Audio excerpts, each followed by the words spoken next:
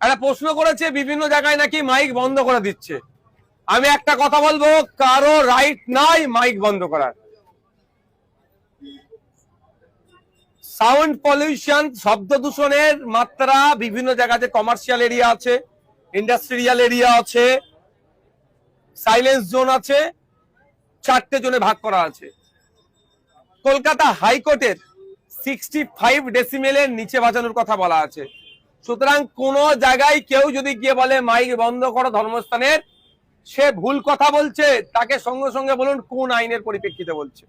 হ্যাঁ, যদি বলে 65 ডেসিমেলের নিচে রাখো, ঠিক কথা তিনি বলছেন। সুতরাং আর একটা কথায় অহেতুক আতঙ্কিত হয়ে আমার ফোনে প্রচুর ফোন এসছে, অমুক গ্রামের নাকি মাইক নামিয়ে দিয়েছে, তমুক পাড়ার নামিয়ে দিয়েছে। আমি অনুরোধ করছি, এইটা আতঙ্ক ছড়ানো হচ্ছে। আপনি নিজে গিয়ে দেখুন তো সেই পাড়ায় মাইক নামিয়েছে কি নামাইনে। ওই গ্রামে আপনি জানতো, কার কথা শুনে আপনি ফোন করছেন আমাকে, কাউকে ফোন করতে আতঙ্কিত হবেন কেন?